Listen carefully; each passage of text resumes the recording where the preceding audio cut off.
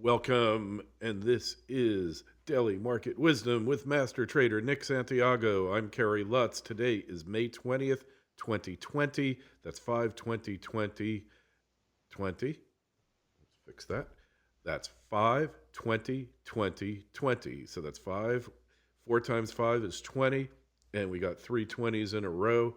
I don't know what it means. Maybe you know, but this is show number 38, and Nick, well, you can't keep the people locked up indefinitely. The only way to lock people up is to actually lock them in a camp, prison camp, or in jail. But if you're relying on people to voluntarily stay locked up in your home, you got another thing coming to you here. Yeah, you really do. And again, the economy's starting to open up more and more, and it's really due to the people demanding it. We see it going on in the Northeast now. That's kind of a surprise. People were very, very scared. You had a lot of cases of the so-called COVID-19, and now people are just saying, "Hey, I don't care if I catch the COVID-19. I need to open up my business." And Yeah. we're seeing it more and more going on around the country. And I have to say, states like Georgia, states like Texas and Florida really started the movement, and it's really catching on around the country, and that's good to see. Hey, and you and I know, without getting into the politics of it all, is that the thing is out in the wild. As a doctor I had on the show, critical care doctor, said, Ted Noel, he said, it's out in the wild. There's nothing you can do to stop it once it reaches a certain point, and then you go for the herd immunity, and that's it. And they've been stopping that, which is really negative, and it's going to run its course like all upper respiratory or respiratory viruses do. They don't just last forever. Yes, they can do a lot of damage, especially to the elderly, which we've talked about, but this thing has run its course, and now we're talking, we're on another stimulus. They're certainly going to pass a third stimulus here, Nick, and that really has a long-term price in terms of the currency, in terms of work ethic, and in terms of the drift towards socialism. Yeah, I agree 100%. And the numbers that they're throwing out there now. I mean, the Democrats just put out Nancy Pelosi and company just put out a $3 trillion stimulus bill out there. We're talking about not billions anymore. We're talking about trillions. And people don't understand what the ramifications of that are going to be down the road. I don't want to say it because I don't want to scare anybody, but it's a frightening number down the road. But right now, things are fine, and it's let's party. Everybody's in party mode. But again, these numbers that are just I don't even know what to really say or how to even put them into really quantify them. They're just tremendous, tremendous numbers, and people don't realize, but 10, 15 years down the road, there's going to be a price to pay for this. Yeah, maybe sooner than that even. So Russell 2000 is leading. One thing I just want to mention is it appears on the Dow, for what the Dow's worth, and I call like the Dow the Billboard Index. It's The it's a good term. Yeah, it's resistance is at 25,000 on the Dow. My guess, I'm looking at it, it's going to break through. There is no more stock exchange, a physical exchange where buyers and sellers go to exchange stocks, where you have specialists and you have all these guys, runners running around the floor, all that.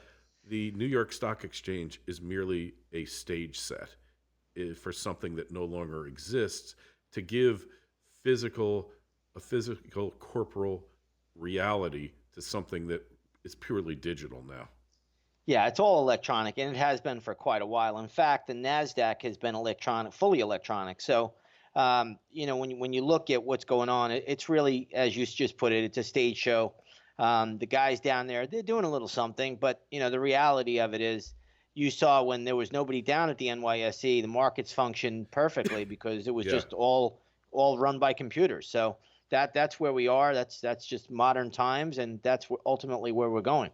And if you remember, I mean, you're an old veteran at this, you had these specialist firms, and their purpose was to add liquidity to a stock, and they didn't care if they were buying or selling, just effectively making a market in the larger stocks. And when you were a specialist firm on the New York Stock Exchange, you had it made. That was just a license to print money. What are these specialists doing now, Nick? I'm not sure. A lot of them may be doing something completely different, but yeah, we don't have that any longer. We still have market makers though, and that's who makes a market out there, and that's these exchanges out there like Bats and others.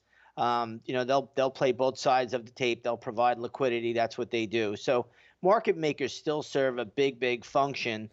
But as of having specialists and floor runners and stuff going on like that, that is all changed. And even though I mean it's still in place to some degree when the floor is open, and it's open again now, but the reality of it is it's not going to go back to the way it was. I mean, we're in the electronic age, if we haven't noticed that already. Yes. These markets are very efficient either way. But you will have market makers. There has to be somebody to provide that liquidity, and that's these electronic communication networks. That's these ECNs, yeah. different. Yeah, you have these different groups, these different companies out there that do that, and that's why you have high frequency trading too, right? Everybody's trying to make that little spread on a penny. But when you do that hundreds of thousands of times, it adds up to a lot of money. Hey, so Russell 2000 is taking leadership, and is NASDAQ. NASDAQ's almost up. We've got a classic, I guess, reverse head and shoulders pattern on the NASDAQ, right, for from the crash onward, and that's highly bullish, isn't it? Well, you do. With the NASDAQ, so two things to always take note of. One is that you have anytime the Russell 2000 leads, we always want to pay attention, because some of our biggest market moves or rallies have come when the Russell 2000 shows leadership. Today, the Russell's up about 3%. The NASDAQ's up about 1.9%. The Dow is up 1.6%. And the S&P is up 1.7%, just to put things in perspective. But the Russell has been a laggard since 2018. So even when the market was making new all-time highs in 2020, the Russell 2000 was not. And that, in my opinion, was a little bit of a warning sign of what was coming. And, you always want to pay attention to Russell, because it represents small cap companies in the United States. And, obviously, that's a big part of America's growth. So, again, the Russell 2000 now is starting to show leadership on numerous days. And that's something I like to follow. I think if the Russell can really get its motor going, then there's a lot more upside in the cards. Right now, if you look at the fall or the top from February or even January for the Russell, because the Russell actually topped out in the month of January, where the S&P topped out in February. From the January high on the Russell to the February low, it's only retraced 50%. Now, the NASDAQ has retraced over 3/4 of the entire drop. And then you have the S&P, which has retraced 6.18% of the drop. So the Russell's still the laggard, but it is starting to show signs that it is picking up. And that's something, every new trader, if you haven't been in this business a long time, you should also always follow the Russell 2000. Yeah, and it's in the news, it's obscured. They never talk about the Russell 2000, a little bit on CNBC, but they're hardly fixated on it. They're fixated on the big board. They're fixated on large cap companies, and especially tech. Wherever the momentum is, that's usually where it is. That's where you're going to find the financial mainstream media. That's 100% correct. Well said. And that's why a show like this provides such, good information for people that are new to this business or even new to tracking markets. So, keep an eye on the Russell 2000. You won't hear this on television.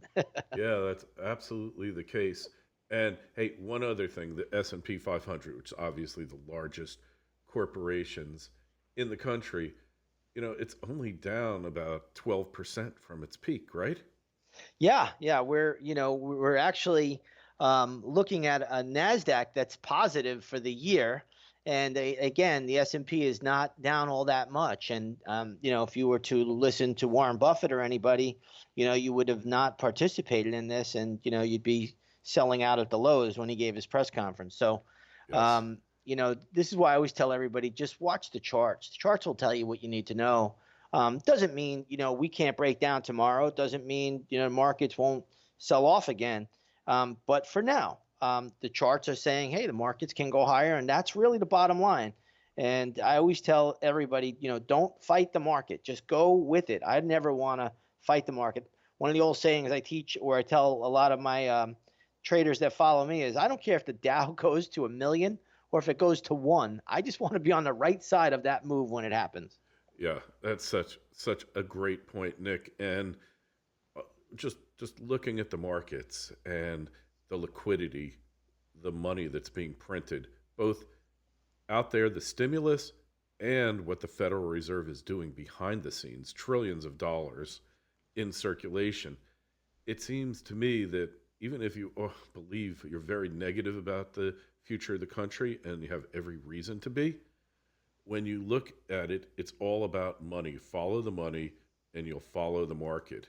And with this kind of liquidity charging into the market, because it's not going to be buying bonds for sure, there's no place for it to go but up until there's another disruption or a monetary crisis or something else.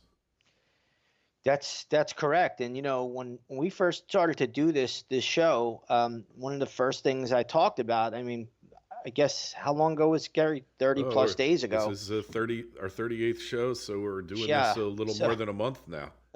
yeah, and that's business days, right? That's not calendar days. Correct. So, the markets were very, very low, and I was, I've been saying they're going higher and higher, and I get emails from people too, and they laugh at me and they say, hey, you don't know what you're talking about, but I mean, it's gone right in that direction. We're going to hit some resistance levels soon, but the reality is exactly what you just said. You follow the money, the liquidity is into the system, and that's really the bottom line. Until the charts tell you liquidity is not in the system, then then you look for something else to do. But right now, the liquidity is there, and that's why we see these markets are up every day. Yeah, and that's what happens when we see liquidity really go down, taken out of the market. Then we're going to see it go down. I mean, it's isn't it that simple?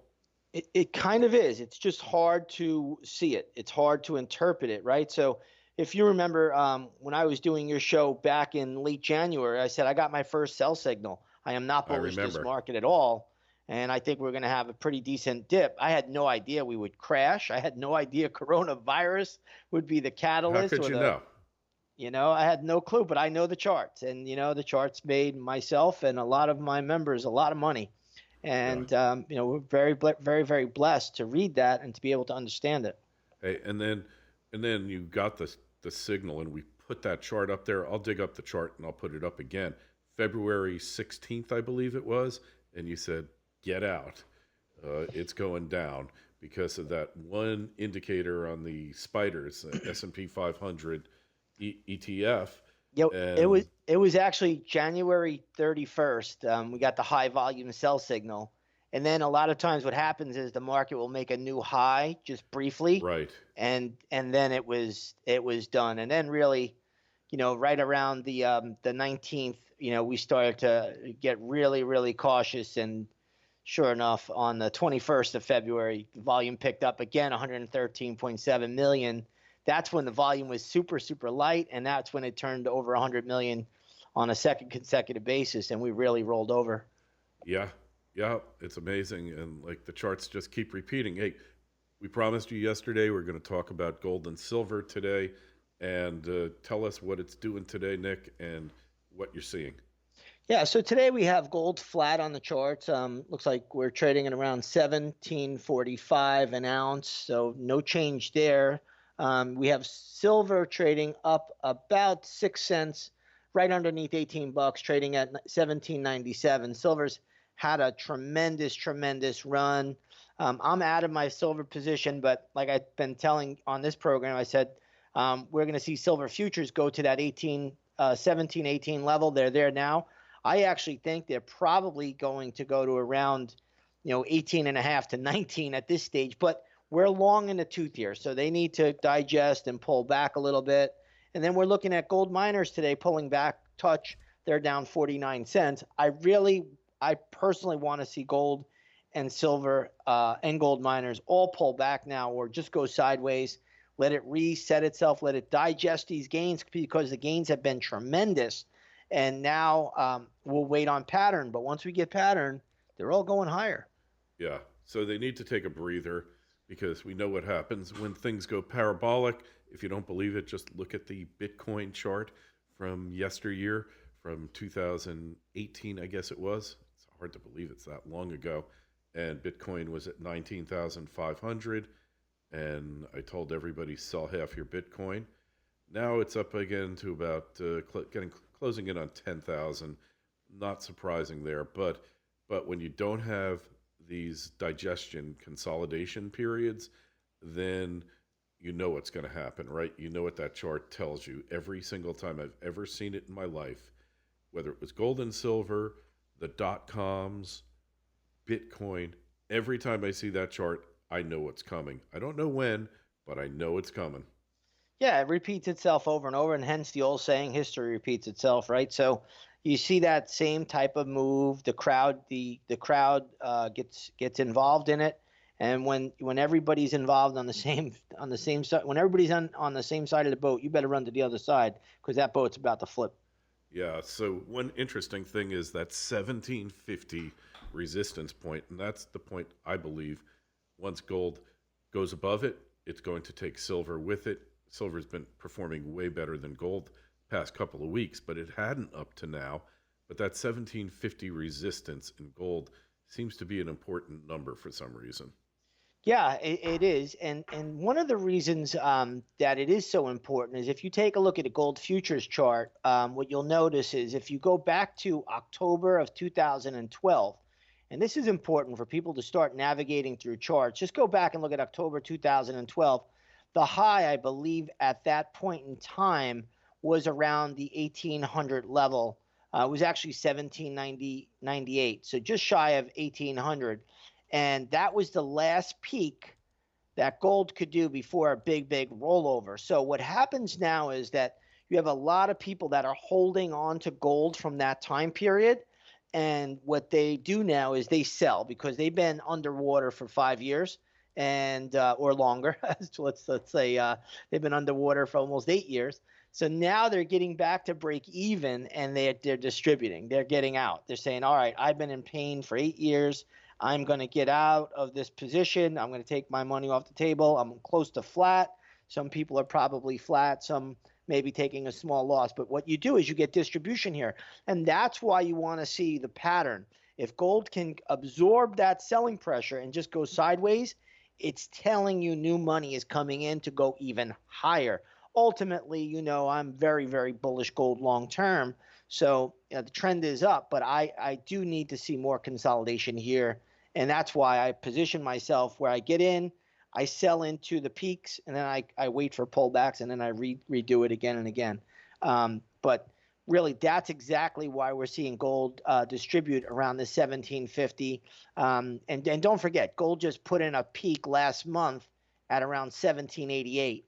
Right. And that matches up very well with that October 2012 top, which was 1798. And we might see it hit that 2012 top a number of times and pull back till it finally goes higher, right? Yes, that is correct. That's what markets do. They go, they test, they back off, they test, they back off. And how they back off, meaning how they consolidate, is really the tell of when they're going to burst out. Remember, the all-time high in gold was in September of 2011, Mm-hmm. and that occurred at $1,923.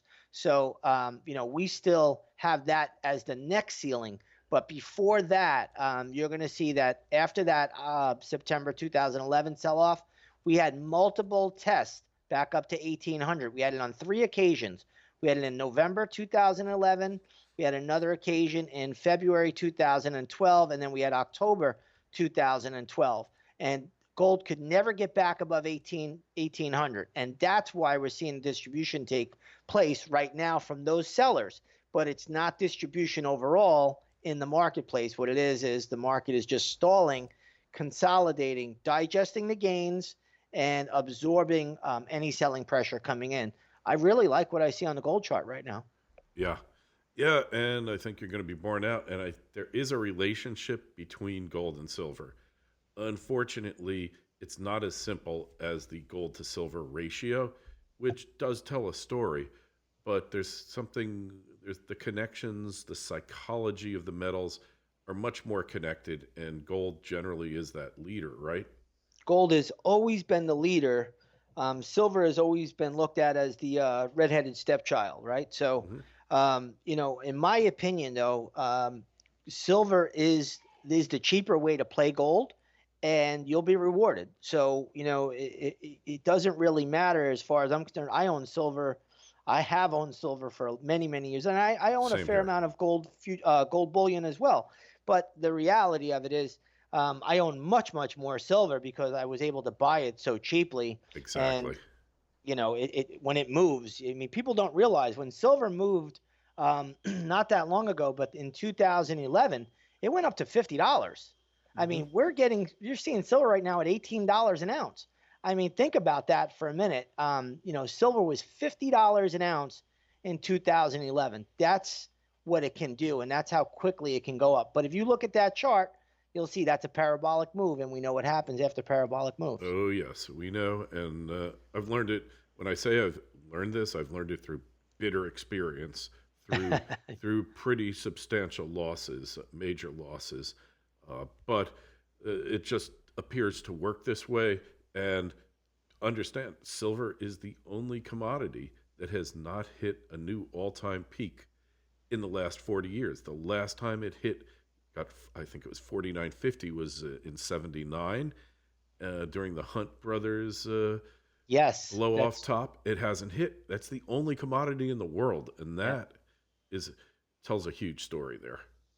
Yeah, so when you see this pattern, and if you go back to the early '70s, and you're correct with the Hunt brothers that took place, I believe, in January. No, what was it? January 1980, I believe it Yeah, was. 80, Yeah, end of 79, they yeah, were 79 cornered the into 80, market. right? So Yeah, if you look at that parabolic peak, and then you look at the last parabolic peak, which we made a new high, which was I believe in 2011. right. And I think that occurred, if I'm not mistaken. I think that was in April, right? So, Yeah, yeah, yeah, that was in thereabouts. April of 2011.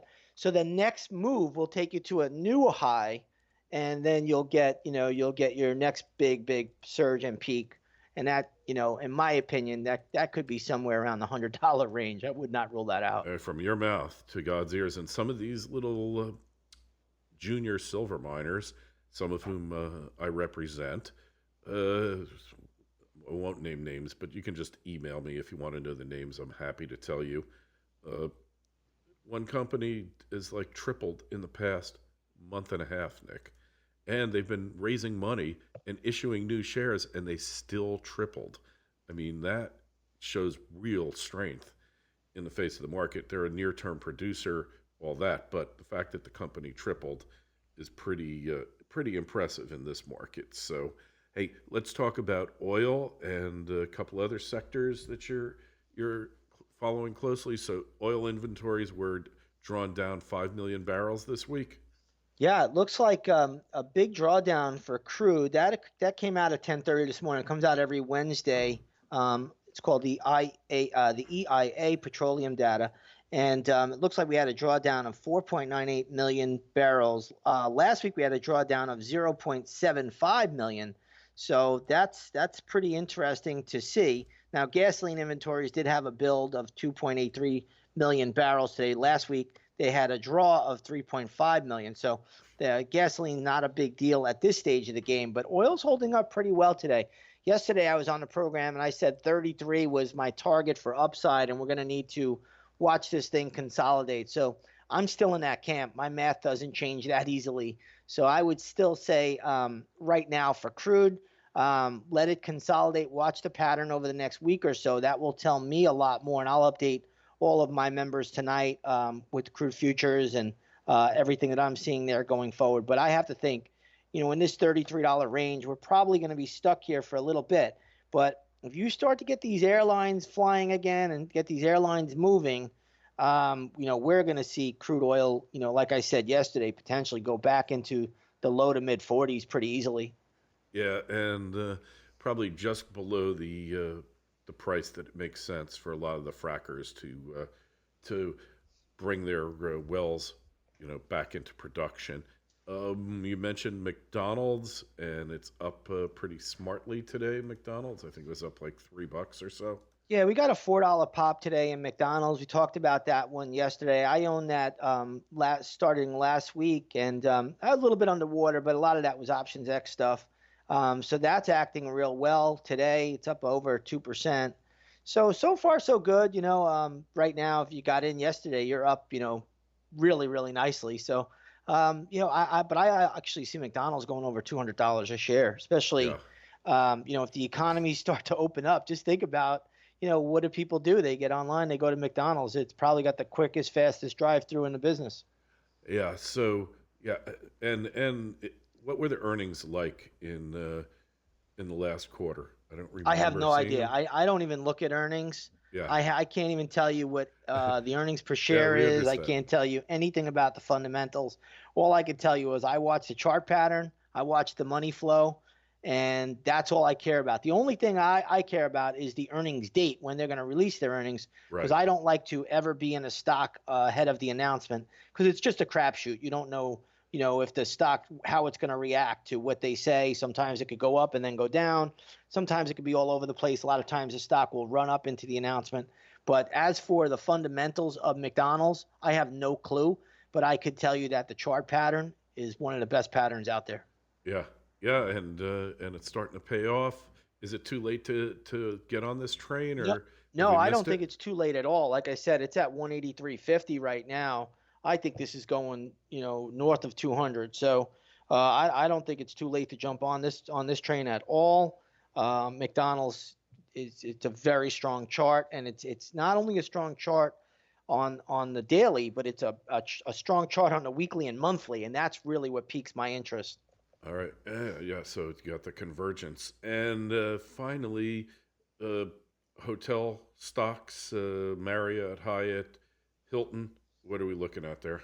Yeah, so we took they're all looking fine. They're all up today. Hilton's only up 66 cents, Marriott up 84 cents.